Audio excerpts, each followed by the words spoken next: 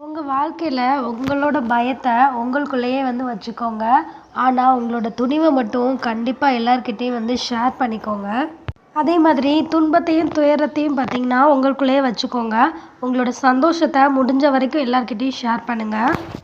அப்பதான் வெற்றி, மகிழ்ச்சி இது 2மே உங்க கூடயே இருக்கும்.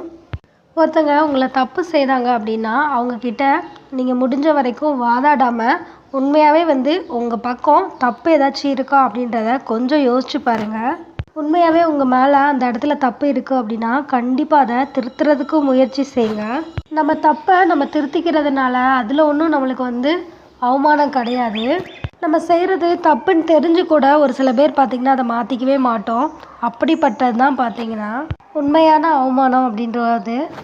ஒரு சிலர் கண்டிப்பா நினைப்போம், அவன் நம்மள தப்புன்னு சொல்றான்னா, நான் எதுக்கு என்னோட தப்ப நான் எதுக்கு மாத்திக்கணும்? நான் இப்படி தான் இருப்பேன். அப்படின்னு நம்ம இந்த இடத்துல இருந்தோம் அப்படின்னா, அது நம்ம வாழ்க்கையில ஒரு சில இடத்துல நம்மளுக்கு ஒண்ணும் தெரியாது. ஆனா ஒரு சில இடத்துல அதனாலேயே நம்ம ரொம்ப கஷ்டப்படுவோம்.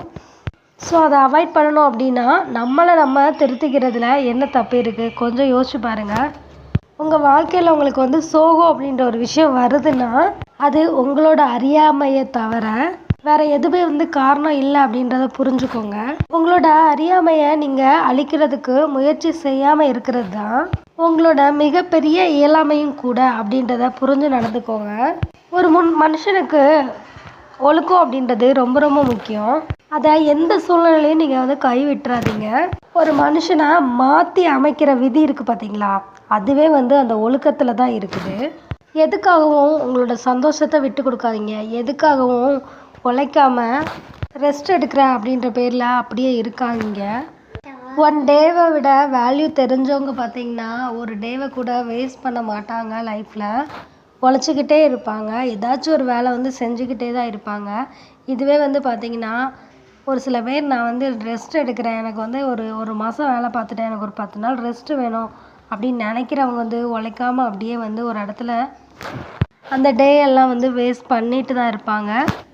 அந்த மாதிரி நீங்கள் இருக்கிறனால உங்களோட வாழ்நாளில் ஒவ்வொரு நாளும் குறைஞ்சிக்கிட்டு இருக்கு அப்படின்றத புரிஞ்சுக்கோங்க. அது மட்டும் இல்லாமல் அந்த நாட்களில் நீங்கள் சுறுசுறுப்பாமல் இல்லாமல் உங்களோட வாழ்க்கையை நீங்கள் தவற விட்டுட்டீங்க உங்கள் டேஸ் அப்படின்னா, உங்கள் வாழ்க்கையில் ஏதாவது ஒரு கடமை நீங்கள் இந்த டயத்துக்குள்ளே செய்யணும் அப்படின்னு எய்ம் பண்ணி வச்சுருப்பீங்க.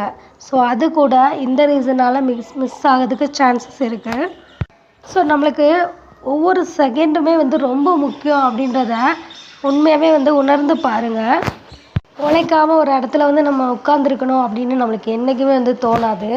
கப்பலோட பிரதேசம் அப்படின்னா அது கடல் தான். அதே மாதிரி இதயத்தோட பிரதேசம் அப்படின்னா அது தியானம் தான்.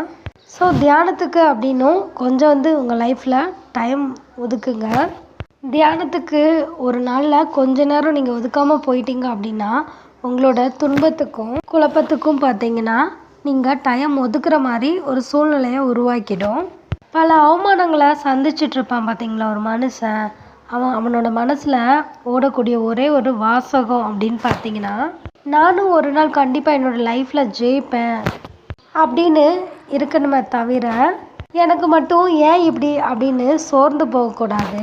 அதே மாதிரி சில சங்கடங்கள் பார்த்தீங்கன்னா, பின்னாடி வரப்போகிற ஒரு சில சந்தோஷத்துக்கு காரணமாக கூட இருக்கலாம். சங்கடங்கள் வந்தால் அதை எதிர்கொள்ளுங்க. அதை சமாளிக்க முடியாமல் எந்த நேரத்துலையும் சரிஞ்சிடாதீங்க. வாழ்க்கையில் எவ்வளோ பெரிய பெரிய பிரச்சனை உங்களுக்கு வந்தாலுமே, அந்த பிரச்சனையில் உள்ள நல்லதை பிரித்து பார்க்க தெரிஞ்சவங்களுக்கு எல்லாமே நல்லதாக தான் நடக்கும். உங்களுக்கு எந்த வேலையை செய்ய பிடிக்குதோ அப்படிப்பட்ட வேலையில் 1, 2 டெய்லி செய்ய பழகிக்கோங்க. நாளடைவில் அப்படிப்பட்ட காரியங்கள் மேலே உங்களுக்கு இருந்து வந்த வெறுப்பு கொஞ்சம் கொஞ்சமாக மறைஞ்சிரும். உங்களோட கடமையை ஈடுபாட்டோடு செய்கிறதுக்கு அதுதான் உங்களுக்கு ரொம்ப ரொம்ப யூஸ்ஃபுல்லாக இருக்கும். எப்போதுமே ஒரு விஷயத்த நீங்கள் உங்களோட நினைப்பில் வச்சுக்கணும். இப்போ இருக்கிற உங்களோட நிலைமை தான் முடிவானது அப்படின்னு எந்த சூழ்நிலையிலும் நீங்கள் நினைக்கக்கூடாது.